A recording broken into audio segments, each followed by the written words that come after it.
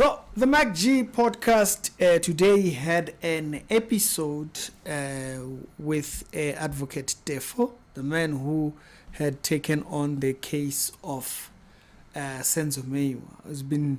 We passed years ago, over 10 years now. The case has been up and down, in and out of court and whatnot. He was arrested because of this case and whatnot. So he recently made an appearance over on the podcast and he was being interviewed. And there is something that he talks about in this episode that I wanted us to talk about here.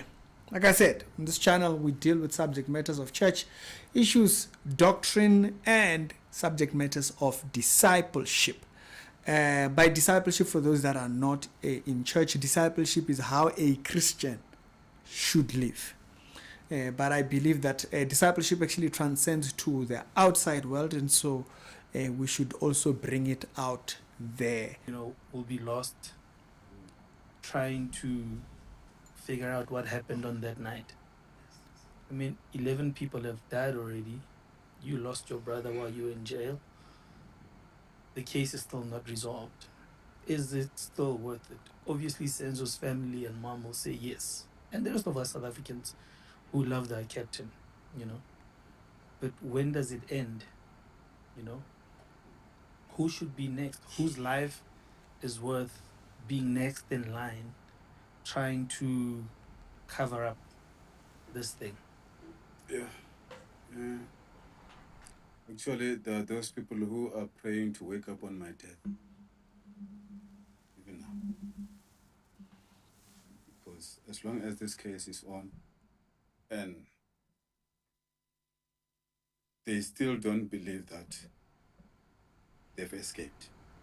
As long as I'm alive, they still don't believe that they've escaped. Those who are involved. You see. So, like I said, at prison, starting at Khosimampuru, I've been called in the office. There was a meeting on the 11th of August. I've been promised 45 million if I get out of this case.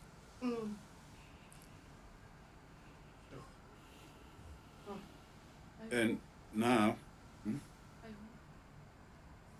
by the head of the prison, acting head of the prison, Mr. Mkubani, called me in the meeting, approximately 10 o'clock. See, said, you've got a career. You're the best lawyer. Even myself, I can use your services. But Senzo Meyiwa state, is it worthy to risk your life, your career, for someone who's gone? Senzo won't come back.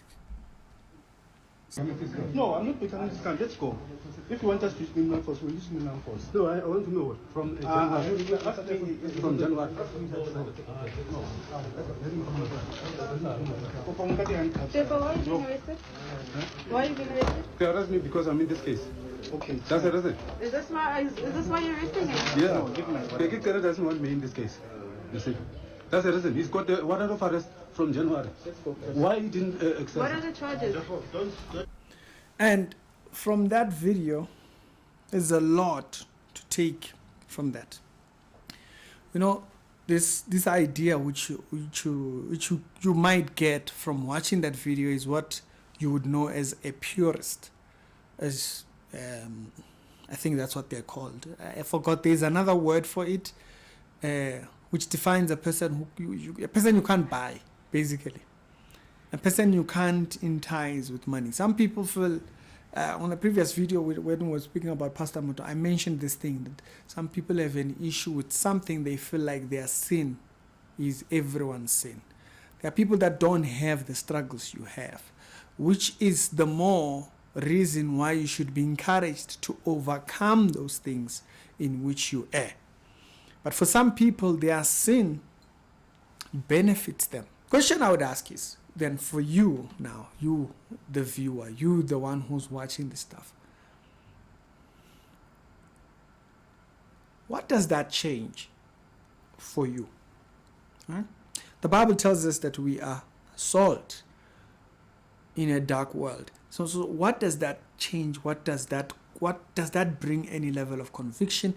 For a lot of people, they hear something like that and they just want to, they want to go back to what they perceive as normal life. Gonna go back. Friday is coming up, they can't wait for, and so I'll do everything to avoid it, slip myself through. Like, what, when you hear truth, what does it cost you telling it? When you hear truth, what does it cost you bringing it to light? Because that's what the duty of a believer is. The duty of the believer is to withhold evil. Discipleship causes us to withhold evil. If you think about, there's about 2 verses that I was thinking about when I saw that portion of the video. Matthew chapter number 10, verse number 37 and 38, and this is what it says. It says, whoever loves mother or father more than me is not worthy of me. Now, I've explained this verse before, that he's not questioning the worth of the person here. So even though it says, whoever loves mother or father more than me is not worthy of me. So it's not questioning worth. We have established worth. For God so loved the world that he gave his only begotten. So that's not what he's questioning. What he's questioning is the worth of fellowship. Because you see, once you've determined what you believe truth is worth, you have found the worth that Christ gives in fellowship. That's why you will hear the Bible saying things like, one who has, more shall be given. And the one who does not have, even that which he has, it will be taken away. So which means, even though he perceives his life to not have, there's something he has and he will lose. Which is a very scary statement, because that tells you are paying the cost for truth, even when you think you've gotten away with it. You are paying what it costs to tell the truth if you decide to stay in the lie. So when you hear a person twist truth, you are already paying. You haven't run away with it. You haven't gotten away with it. You are not getting anywhere away from it. What you are going to do is that you are only displaying that you have already paid what it cost telling the truth. And one day, your receipts will be requested. In that verse, in that verse where he says that, that's why you say, oh, okay. In that verse, when he says, to whoever has shall more be given. Go Google the verse. If you don't know, go Google the verse. We are not giving you the verse. Google it. That's how I'm going to do it now. From now, I'm just going to say what the verse is. The rest you must go Google. That's how we are going to get you in the Bible. To whoever has, more shall be given. Meaning, the one who acknowledges the price of truth and pays it, more shall be given. So there are certain things about truth. If you don't acknowledge them, there is something you will never see. Like, like that. There are certain things that are far beyond you. If you refuse to acknowledge truth, there are certain things, if you don't acknowledge about telling the truth. Whoever does not take up his cross, what is that? And follow me is not worthy of me. He doesn't take up his cross and follow me, he's not worthy of me. So the one who does not take, in discipleship, we just did a session concerning that particular portion right there. So go over to the discipleship thingy over there, and I will send you the session. I think I haven't posted it. His cross comes with his advice. If you refuse to take on his advice, which is his truth, not worthy of him. So by the time he comes to this verse, he has established what truth he is trying to establish. You walk on by what I give, you are worthy of me. So when he says the worthiness there is that you do not have right of fellowship. So you are denying yourself. You are denying yourself truth when you refuse to pay the price for what truth calls for. To the one who has, more shall be given. So which means there is a certain perspective you position yourself once you are willing to stand for truth. So whoever has, more shall be given. So you are building blocks of understanding by accepting what truth says and not opposing it. You are because what he has, more shall be given, more given, more given. So this becomes your life. That's why there are certain places where when you get to, you just realize, like, how does this person not get it? Like when you are speaking truth biblically, and you're just looking at it, you're like, why does this person not get it? I'll tell you now, why is it that they don't get it? They don't get it because truth rewards, and it rewards publicly. It will be clear. Yabolo, samba munye. It becomes clear. We are able to tell, there's no truth here. This one is void. That's why a lot of people get very annoyed when I say, ukhuluma wengani. You're talking childish. Now I say those things about Christians. You say it about unbelievers. We'll bury ourselves. Okay? When it comes to biblical truth or spiritual truth, you'll hear me talk about people that have cut off from thinking. That's what we are talking about, is that there are certain truths you are denying, and as long as you keep denying it, you remain blind. We can't help you. We can't reach you. Why? Because there is a base truth you are not in acknowledgement of. If you were in acknowledgement of base truth, the basic things concerning that particular subject matter, is this person right or is this person wrong? If you are not in, truth has a ladder. Truth has a ladder, and as long as you have not taken the first step, there are certain things you can't get. People talk about, hey, ranking. I'm not ranking your muntu. It's about truth. This subject matter is about truth. And it becomes clear if a person has not acknowledged what truth costs you, becomes public. It becomes obvious. You think you're hiding, you are not. Ramaphosa, blank, empty. Absolute emptiness. Ramaphosa. It's sad. Why? Because base truth, he can't acknowledge. The man cannot acknowledge base. Inte base. Whether because it hits him or what, we don't know. But the man cannot acknowledge base truth. What? So, because every single time you stand on truth, more is given. More is given. More is given. And the more higher a person steps in truth, the more you're able to recognize, you can see, kuba obvious, it becomes obvious.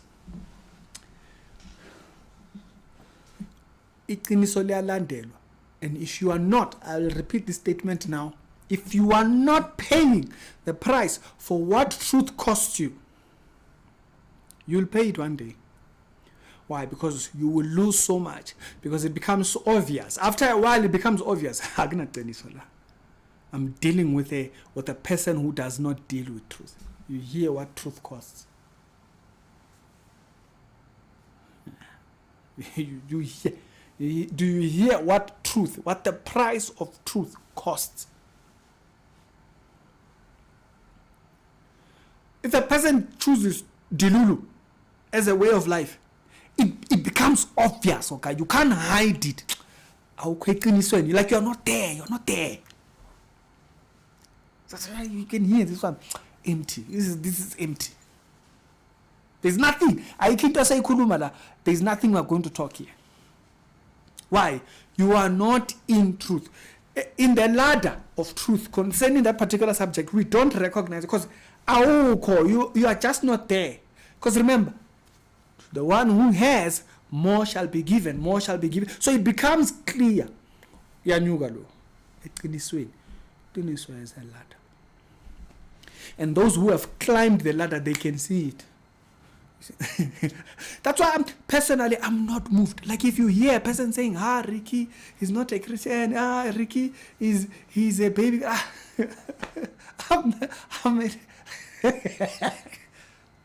not moved. Okay? It takes a ladder to recognize it. So there's certain areas of truth you haven't recognized. So that's why I'm born.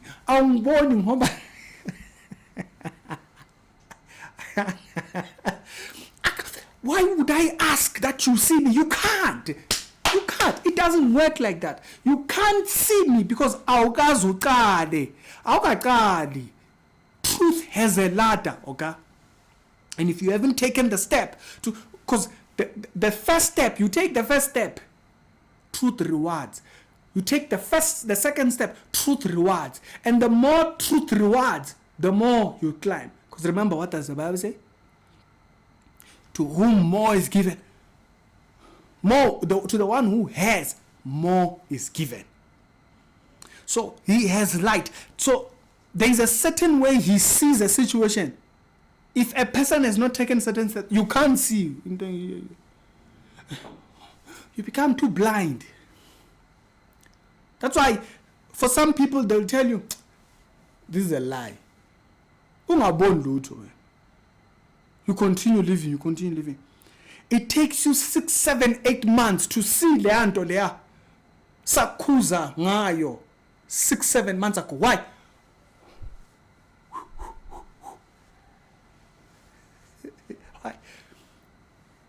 Oh God, you haven't started taking the steps. It becomes obvious. You can't hide it. So there is a way in which to judge truth. Since we are climbing the same ladder, you can see Uralo. You see this one. We are in the same ladder. So don't think you are hiding.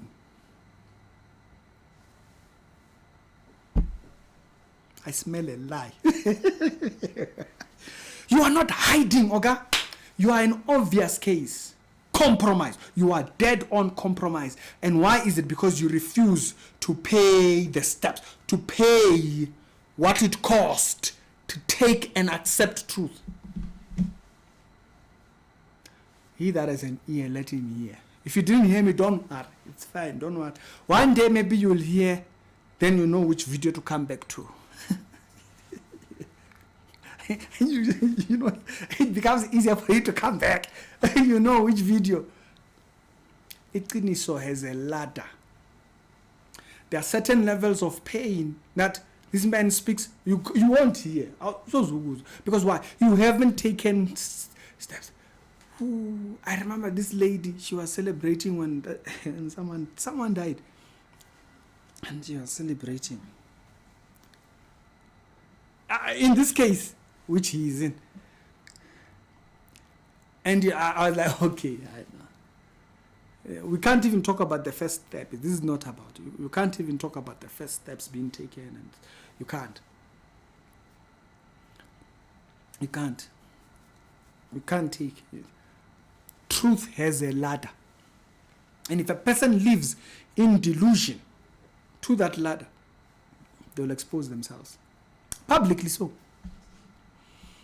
Nowadays, we're not dealing with things that are so hidden. You can't see nothing. It's like everything's right in front of us, right here.